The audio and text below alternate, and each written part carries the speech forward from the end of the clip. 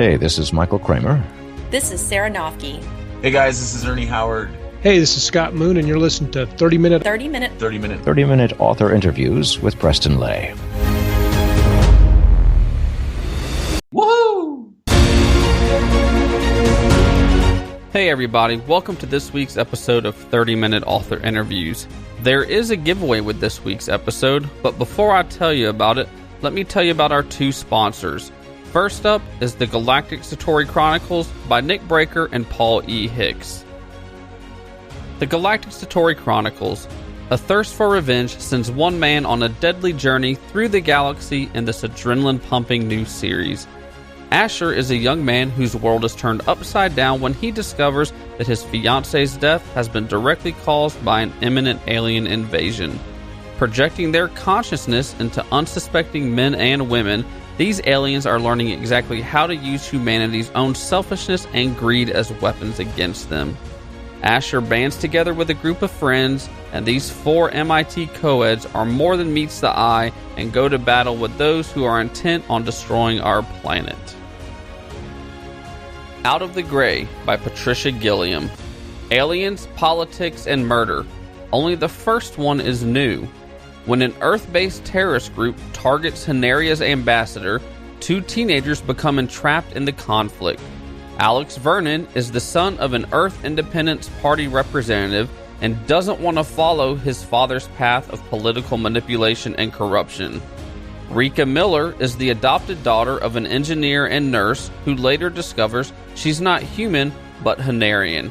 Alex must decide between his family loyalties and saving the life of an alien he's been taught to fear and hate, while Rika searches for the truth of what happened to her birth parents. The Galactic Satori Chronicles by Nick Breaker and Paul E. Hicks and Out of the Gray by Patricia Gilliam can both be found on Amazon, or just head on over to Leigendarium.com, check out the show notes for this episode, and in the show notes we will include a link where you can check out both of these books on Amazon and learn more about them and buy them if you would like to. And now for the giveaway that I was telling you about. This week our guest is PK Tyler, and she's giving one person the chance to win a signed copy of Uncommonly Good and also an ebook copy of Twin Helix. And what you need to do in order to get registered for this giveaway? It's simple. Head on over to Leigendarium.com, find the show notes for this episode, and let us know what was your favorite part of the episode. It's as simple as that. Now enjoy our interview with PK Tyler. Welcome everybody to this week's episode of 30-Minute Author Interviews. This week our guest is PK Tyler. Thank you for taking time out of your day and coming on. We appreciate it. Oh, thank you so much for having me. I've been a fan for a while, so it's nice to finally be here. Yeah, it's nice to have you on the podcast finally. I believe we have you on the written interview at one point? I think so, right when you were starting, when I published Two Moons of Sarah, I think that I was on the written podcast, the written interviews. But you've grown so much, you've become such a superstar. Well, thanks. I don't know if I'm on superstar level yet, but yeah, it's definitely grown more. When I started, I had no idea I'd be doing this. So, doing a podcast. So yeah, it's definitely grown bigger than I thought it would. But I'm having a blast with it. That's awesome. It's good to be able to do what you love, isn't it? It is. It's so much fun. These are something like I've said before. I look forward to interviewing authors just because it's fun. I love doing it. Well, here at the podcast, we have a segment we start out with called Two Truths and a Lie, and I am currently on a losing streak, so I'm going to try to turn it around with you, but I'm not holding my breath. So if you could, can you tell me two truths and a lie about yourself, and we'll see if I can get a win streak going. All right, are you ready? Yeah. I have a deathly fear of birds. I once gave my mother a stuffed animal shaped like a poop emoji for Christmas. And I owned my first computer in 1982. Okay.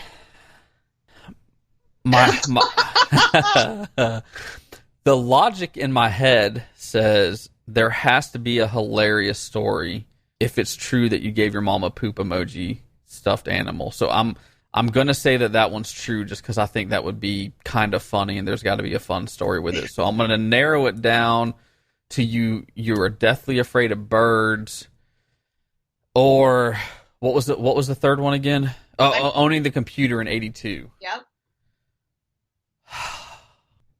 I'm going to say, actually, I have no idea what I'm going to say, but I've got to pick one. I can't think for a half hour. So I am going to say, the computer one is the lie. You're wrong. Dang it. I knew it. Is it the bird one? I am not in the least bit afraid of birds. I am not afraid of them. The poop emoji is true, and yes. I did have one of those little first computers in 1982 where you could type a line and you could still delete on the little tiny screen. Mm-hmm. But it wasn't it was, I guess, a word processor more than it was a computer, but we called it a computer. I almost said the birds. I was so close to saying the birds. So what, is there a funny story like I'm thinking with getting your mom a poop emoji as a gift? Not quite as funny as you might be anticipating. I mean, it's strictly that, poop is funny. Right. And my mother has that kind of sense of humor. Like, I remember when I was in college and she cut out a cartoon, and I don't even remember which one it was, from the newspaper. And it was a cartoon like about poop was essentially the punchline. And everybody that I knew thought this was insane. Like, what is wrong with your mother that she's sending? And I thought it was hysterical. That's funny. So she's just a kook. She's a lot of fun. So when I found the poop emoji at the mall in one of these little kiosks, I had to get it and send it to her. That's funny. Me and the one thing my parents always look forward to from me is around their birthdays or whatever. Any occasion I need to send them a card. I can never get a serious card. I have to get the funniest card that I can find. I'm trying to instill that on my wife.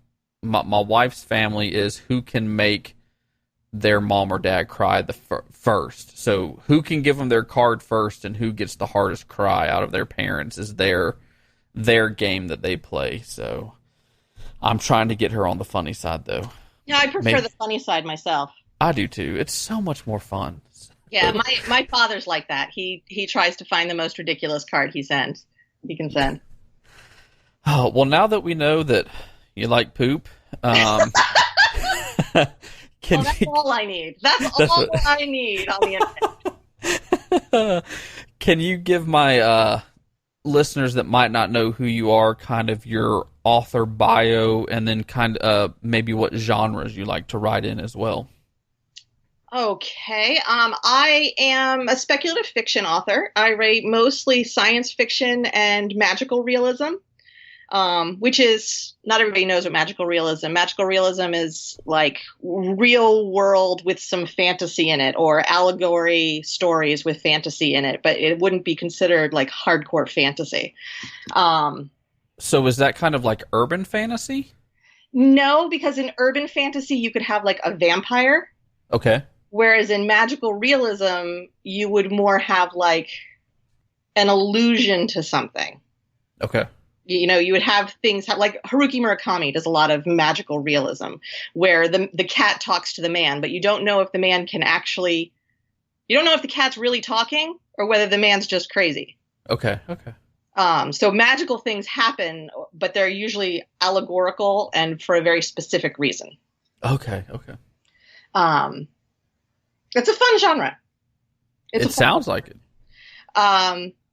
So that's the author side. My training is in theater, so I tend to approach being an author a little bit differently than a lot of people do, just because I had a decade of experience in the professional theater world. I worked on Broadway and off Broadway and off Broadway. Oh, really? For a long time, and had some success and made a lot of really good friends and met a lot of interesting people. But my training was as a dramaturge, which is hard to explain, but it's kind of like the dramaturge is the person who reminds the director that if you set your play on the moon, there's no gravity. Okay. So the dramaturg's job is they work with playwrights and they do mostly content editing. I'm not an editor, but I'm a very good content editor. We work on story, we work on development, we work on character, we work on clarity. And then you also work on the production side with directors. So the dramaturg's sole focus is the purity of story. Okay. It doesn't really matter what the playwright is trying to say, and it doesn't even really matter what the director is trying to say. The dramaturg is the only person usually who is totally focused on making sure that the story is pure and comes through. Because, you can put Hamlet on the moon. We'll stay with my moon analogy. And nothing about Hamlet has to change to put it on the moon necessarily. But the dramaturg's the person who's going to make sure that it's still Hamlet. Okay. A lot of times directors act as their own dramaturgs, and that works very well. And there are many very talented directors who can do that. But you can usually tell when you see a play or even when you see a movie where you're like, they didn't have a dramaturg on this show. Something happens and you're like, that doesn't work. So coming at being an author now, I wasn't trained in narrative. I wasn't trained in points of view. I wasn't trained in any of that. I was trained completely in audience perception. How does the audience or the reader or the viewer, or, the person receiving the story, are you communicating what it is you're trying to communicate? And are you using all of the tools available to do that? So my approach tends to be a little bit different, but it's fun. I really enjoy it. I've also been in the arts for so long. I mean, I've been in the professional arts industry since I was 15 years old. So, bad reviews don't really get me. Like, nobody go write one just for the fun of it, but I don't really read them. It doesn't really matter to me. I prefer working with authors. I'm not particularly competitive. I like to see other authors succeed. I like to collaborate with people. So, it's some of that is just having been a professional for long enough that the stuff that can seem very important when you're first starting out, you can let it just roll off your back a little bit easier. Was it hard for you to transition from being you say dramaturg? Is that how you pronounce it? Uh-huh. Was it hard to transition from that to being the person that writes a story? Yes and no. In some ways it was freeing because I finally got to tell the stories that were in my head. Okay. But in some ways it's really, really difficult because there's nobody there to rein me in. Whereas my job was always the person to rein other people in. So like, if you need 120,000 words on somebody looking out the window, I'm your girl. I got it. You want me to actually write a plot? Like, it's outlined. I know where it's going. So I really enjoy the editing process actually more than the first draft process. I have two amazing editors that I tend to work with. Overall, every now and then I'll work with somebody else and I like to meet people and try new people out. But for the most part, I stick with my two main editors, and I just love the process of getting their notes and going back and adding a chapter and deleting huge chunks, which I know makes most authors cringe, but I really enjoy reworking the story so that it can be what it's supposed to be. That's actually my favorite part. Oh, okay. Well, we have you on here because you are one of the creators for Dominion Rising. Yes. And this might be one of the most anticipated. Can you even call it an anthology? I really don't know what it is. We're technically calling it a box set, but right. Box set has some negative connotations that go along with it, which don't apply to us because we've worked very hard to make sure that those things aren't in action. But also, it's not like a money-making scheme. It's not just 20 authors we slapped together and put, books that had already been out. It's 24 brand new novels from some pretty big names in speculative fiction. Yeah, there's some huge names. I'm not sure what we should technically call it. It's not an anthology. Yeah, because an anthology is more short stories. Yeah, and it's the uncommon anthologies, Mhm. and those are under 10,000 words, and I've usually got between 15 and 20 stories per anthology. And Samuel Peralta runs the Future Chronicles, and that's the same. He tends to have between 10 and 15 stories, and they're 4,000 to 6,000 words about. And all the other ones I can think of that are technically anthologies are short stories, maybe novelettes. Mhm. They get a little long. Canyons of the Damned, same thing. They're all short stories. We'll have to create a new name for this. Like you've created a new category. It's a monster. I formatted it. I did the formatting, the ebook formatting for it, and it's almost 2 million words.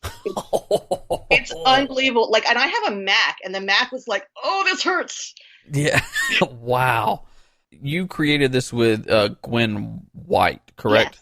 Yes. Gwen White, who is a fantasy author, New York Times bestselling fantasy author, and she is.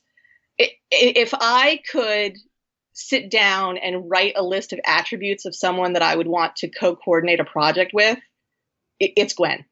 Oh, okay. I can't even believe how blessed I have been to end up with her in my corner. How did this? I guess the one question the first one I have to ask about this project is, where did the idea for Dominion Rising come from? So I had started a Facebook group, which still exists. It's relatively inactive, which is entirely my fault, because I've been so busy with Dominion Rising. But I started a Facebook group, and the idea was to put together a marketing collective that was really focused on science fiction.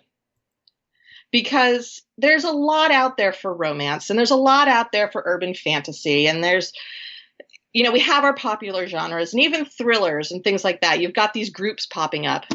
But for sci-fi, all the groups I saw popping up were kind of closed, which I understand. You want to work with people you already know. Mm-hmm. I couldn't find a place that was just about sharing opportunities or, everybody throw in $5 and let's do a great big promotion that helps everybody. Just a brainstorming place for marketing and for discussing issues that are specific to science fiction. I think more groups have popped up since I started it, but it was a fun little group. And we did a couple promotions. We did some Insta freebies. We did a giveaway. We did a couple sale promotions, and it had about 100 people in it or so. And somebody mentioned, hey, why don't we do like a box set? This is a group of people. You can always tell in a group of people who's active and who's not. And the active people were chiming in of ideas of different things we could do to support each other. And we were talking about a box set. And I was like, oh, God, that sounds like so much work. So I said, all right, we will do a box set, but I'm not running it. You guys have to pull yourselves together and figure out a way to manage a project of this magnitude without me having to do everything. And some of that is because historically group projects often fall apart. I've gotten burned on things like that before, but also I do marketing for a living. I work for Novel Publicity and for Lit Ring, which are both run by Melissa Storm.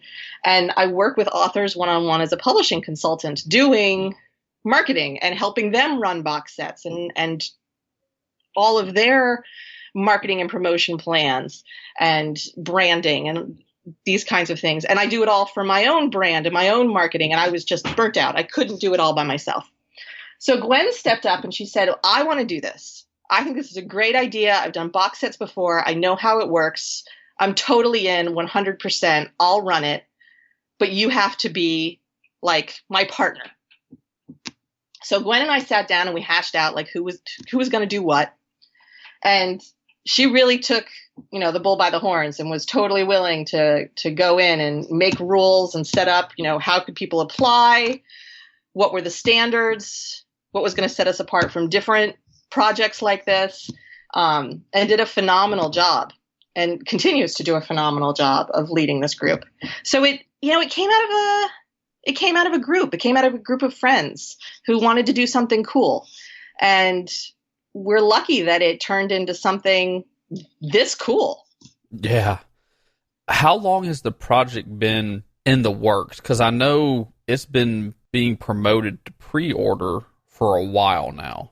We started talking about it, I think, in September of last year. Okay. We went on pre-order so early because that way we were able to go exclusive with iBooks for a period of time and get some internal promotion from their promotion machine. And the long pre-sale, it has a fatigue. I know that people have been hearing about the box set and have been excited about it, and they're like, "Where's my book?" Right. And I understand that. But on the other hand, traditional books are on pre-sale for 18 months before you get them. So, and some of them, 18 months. I know when I read Sleeping Giants, book 2 was already on pre-order and it wasn't coming out for a year. Yeah. Well, Binti, I don't know if you're familiar with Binti, who's by a wonderful author whose name I'm embarrassed I can't pronounce, but I don't want to insult her by pronouncing it wrong. But Binti is Binti, and it's a brilliant short story. The sequel to it, Home, it took 18 months to get it. And I pre-ordered it like the day I read Binti. Wow. So, it's kind of perspective. Like, it feels like it's been on pre-order for forever, but on the other hand, it really, really hasn't. I know what book you're talking about. I don't know how to say the author's name, but yeah, I've seen the cover. I haven't read it, though. It is worth the time. It really is. It's Afrocentric sci-fi, which is something that you don't find a lot of, and what you do find isn't always quality, and hers is exceptional quality. Okay. I'll have to bump it up my list. Yeah, I recommend it. So you also have a story in this box set. So what has been the toughest part of this project for you since you're formatting it, you're writing a story for what's been the toughest part for you? It's really just the juggling. I co-wrote with S.M. Blooding, who is a wonderful author, and we did a space opera, which is a little bit different from my sci-fi on my own and a little bit different from her projects on her own, but I think our voices blended really well together to create some really exciting and fun space opera. So I had to learn a lot in order to write in a subgenre. It's not completely new to me, but I had to do some reading to make sure that I was hitting the right notes. Right. But that's fun. I enjoy that. All of it has been fun. We've had a shocking lack of drama. Usually these projects have a lot of drama. Usually these projects I refer to as herding cats. Because that's how it feels sometimes. But we don't really have to do that in Dominion Rising. If Gwen or I put a post up and say, all right, we need X, you've got 23 people raising their hands at least. So it's really been a pleasure to work on. It's just so much. You had mentioned taking applications to be in this and trying to figure out how you were going to pick who was in it. So how did y'all finally narrow it down to the number that you have? Well, there were a couple of different things we considered. Gwen was very excited, and as we talked, I got more excited about the idea of speculative fiction being a community, not just sci-fi being a community, and that fantasy and science fiction, there's so many places where they're very different, but there are also so many places, especially if you look at classic sci-fi, where they cross right over.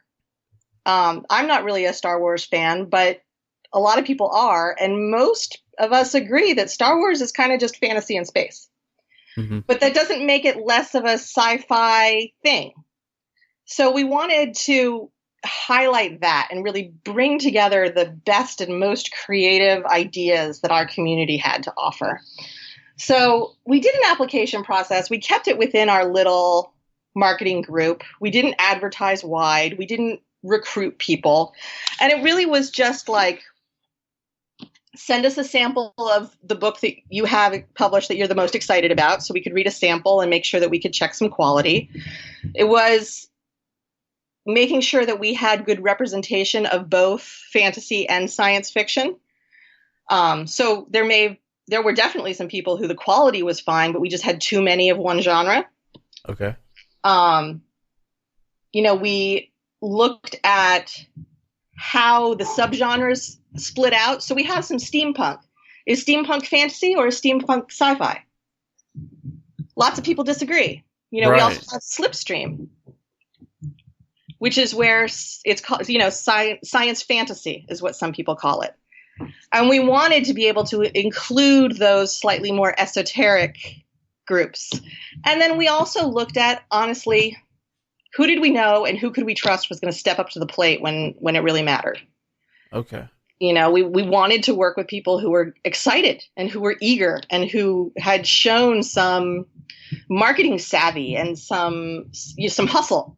We have some people who didn't have big mailing lists when they joined, and that's fine because Gwen and I helped them grow their mailing list and they hustled. Mm-hmm. So sometimes that energy counted more. Yeah, and plus sometimes there's just an author that needs that one break. They're a great writer, but they're having a hard time getting their name out there. Absolutely. And they just need that one break is all they need. It was a fine line between picking people we know because that's comfortable and that's easy, but also really taking a hard look at quality and participation and other, marketing things. And, then Gwen and I just hashed it out. And decisions were final. And we've had some fabulous authors who joined us at the beginning and then had to leave. And we're sad to see them go, but it means that we were able to bring in other fabulous authors who, hadn't even applied initially. Mm-hmm.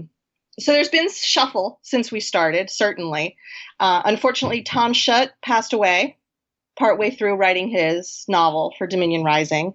But we spoke with his family, and we're delighted that we've been able to include his partial novel.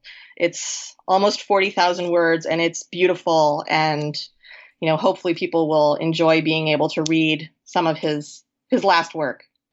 Hopefully they will.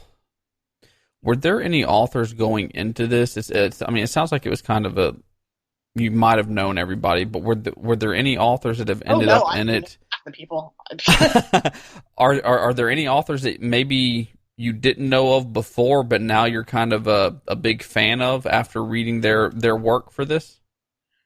Absolutely. There's a number of authors that I didn't know. I didn't know Marilyn Peake. I knew Dean Wilson, but I'd never read his work before he came into Dominion Rising. I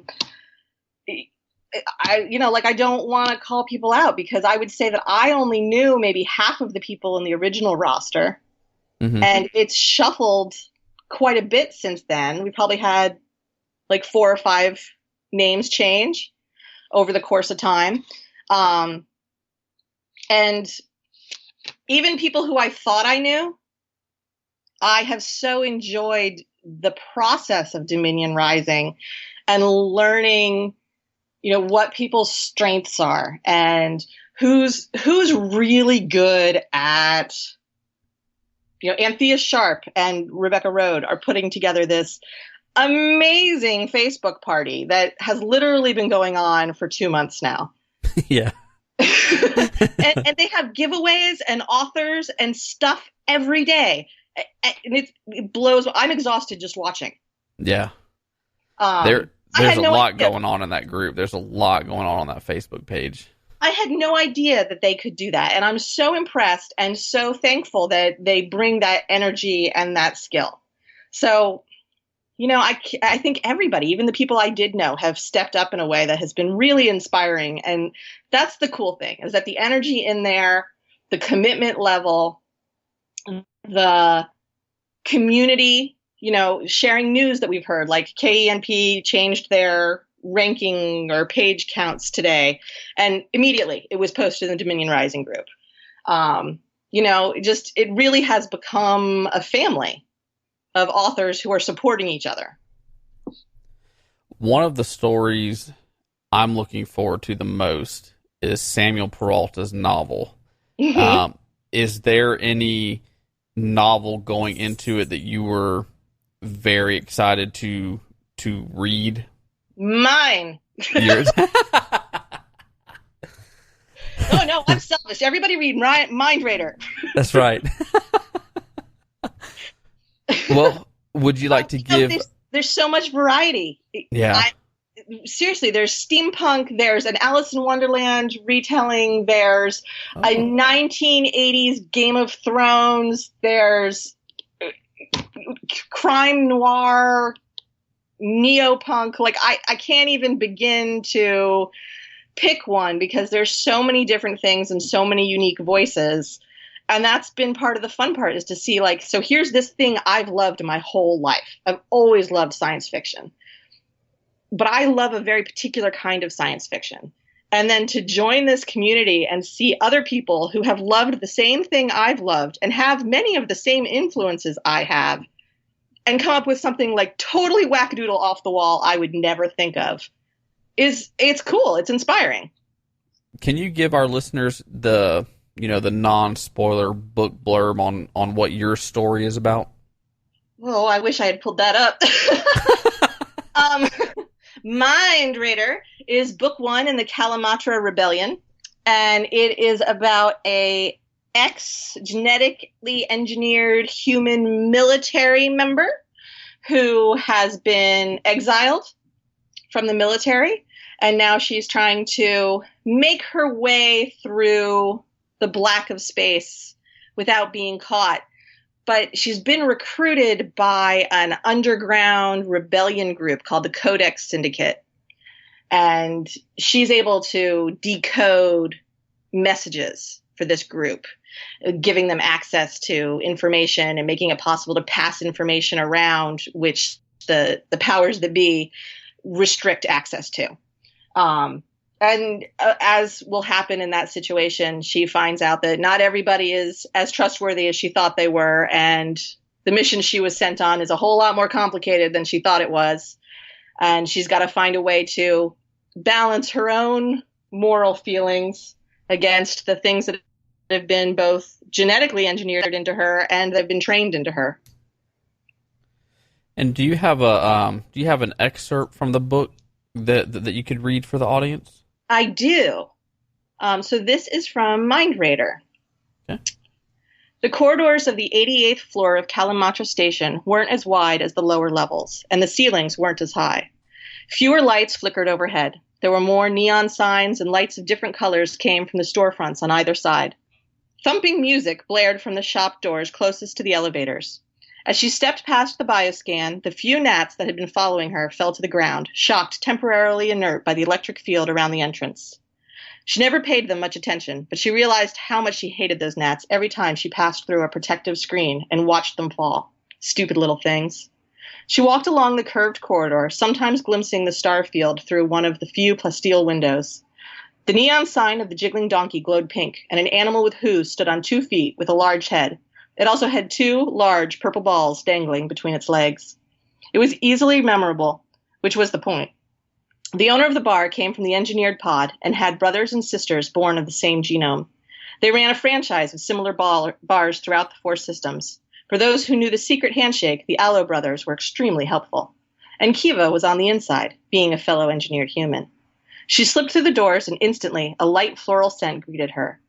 Soft staccato beats worked their way into her brain, her heartbeat trying to match the rhythm of the music. She snaked through the crowd to the far end of the bar. "Kiva Deuced!" the barkeeper called out in greeting. "Long time no see!" He was tall. His torso, or what she could see of it through his open blue vest, sported dark tattoos and elaborate patterns. His long blue dreadlocks matched his eyeshadow and lipstick. "Hey, fellow!" She pushed her hood off her head. "Been in hump a bit, thinking about Rayer next." He leaned on the bar in front of her and poured a blue drink. Word came from Sparrow. "I have what you need." Their pod scientist hadn't been super creative with names. The males were all variations of Allo. Fallow, Tallow, Wallow, Ballow, Swallow. The last one was especially unfortunate. Their pod sisters had variations of Arrow, Sparrow and Pharaoh being the only 2 Kiva had ever met. I look forward to reading your story in Dominion Rising. One question I have after learning more about Dominion Rising from talking to you is it sounds like there's authors that wanted to be in it that couldn't, and you had a pretty good list. Is there going to be a Dominion Rising 2 in the future?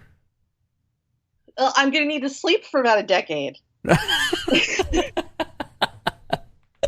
So there's a chance. There's a chance. Well, Gwen and I have talked about it. There's definitely interest, both within the group and with other authors.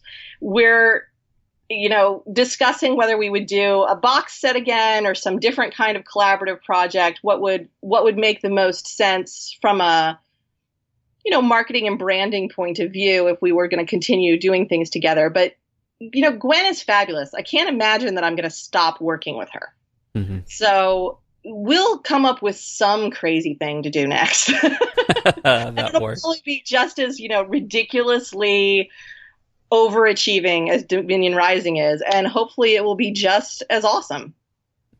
If you're listening to this podcast within the first week or so of it coming out, head over to Amazon or wherever you get your ebooks. It is currently 99 cents for a limited time, so make sure it's 23 novels. We're not talking short stories. It's 23 novels for 99 cents for the first week or so. So make sure you get this in your collection. We didn't get to mention every author, but there are some absolutely amazing authors in there. So you definitely want to add this to your collection. Before I get to the question that we are known for here at the Leigendarium, we did get a couple fan questions, and I felt like they would fit better at the end of the podcast. So for people who survived this long? For people who have survived this long so far. The first fan question comes from Susan Voss, and she would like to know, if you could be an extra on a TV show or movie, what would it be, and what would you be doing? It would be Agents of S.H.I.E.L.D., and I would be licking Mac's head. Okay. I don't think I've ever watched that show.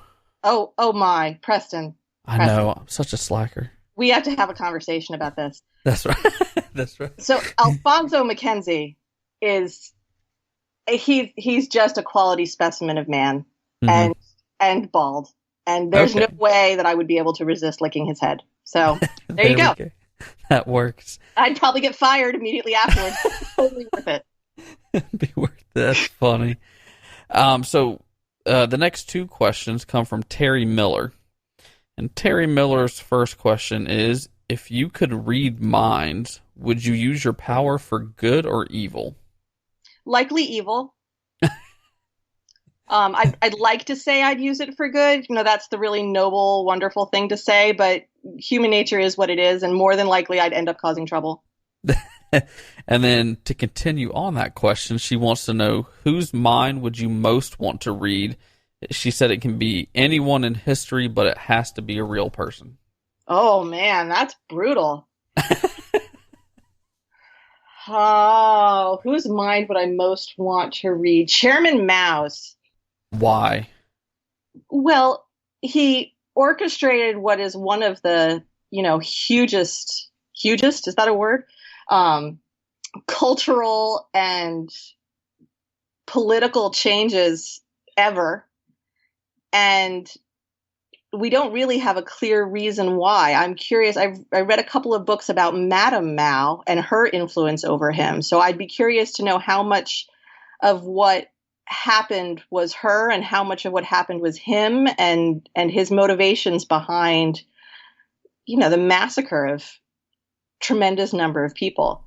I don't know. I've always found both the Maos fascinating. Okay. And then for the question that we are known for here at the Leigendarium, a penguin walks through the door right now wearing a sombrero. What does he say, and why is he here?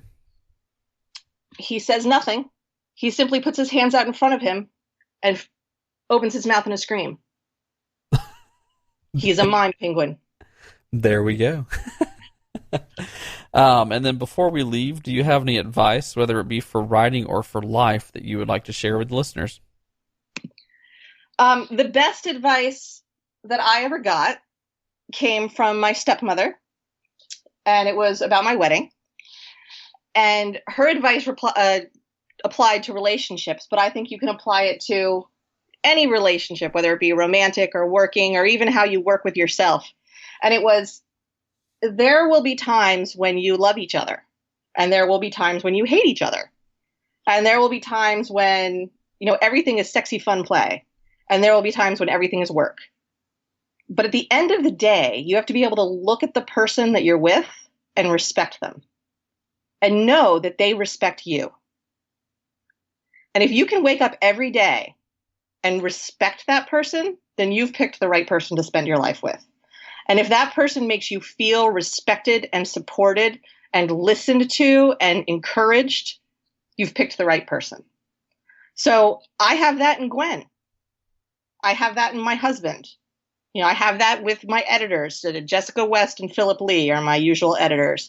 I've been very lucky to find some phenomenal people in my life, and that's what I focus on. Are these people who I respect, that I respect their boundaries and their ethics, and are these people who are going to respect me? And, for the most part, I've been able to surround myself with those people, and I'm very thankful for that. I think that is some great advice. And where can the listeners go if they would like to learn more about you or the books that you've written? I'm at pktyler.com, or I'm PK Tyler on Facebook. I have other social media that, I'm sure is very easy to find, but Facebook is really where I'm the most active, and my website is where the most information is. Well, we will put links to those over in the show notes at Leigendarium.com. Thank you for taking time out of your day and coming on. We appreciate it.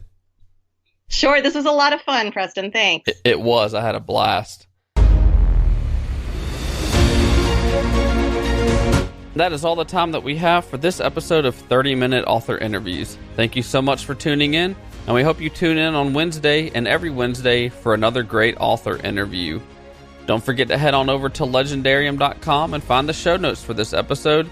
In the show notes, you're going to find the giveaway where PK Tyler is giving away a signed copy of the Uncommonly Good anthology, as well as an ebook copy of Twin Helix. Also in the show notes, you're going to find the link to our sponsors, The Galactic Satori Chronicles by Nick Breaker and Paul E. Hicks, and also Out of the Gray by Patricia Gilliam. Let them know that you heard about them right here on 30-Minute Author Interviews. And don't forget to subscribe to the podcast. You can subscribe on Google Play, iTunes, YouTube, and wherever you listen to podcasts. I would also like to thank a few of our Patreon supporters. I would like to thank Third Scribe, Maggie Stewart Grant, and Nick Breaker. They're supporting 30-Minute Author Interviews through Patreon. They are also receiving the Patreon-only podcast 10 Questions With. Visit patreon.com/Leigendarium and find out how you can support 30-Minute Author Interviews for as little as $1 a month. Until next time, stay legendary.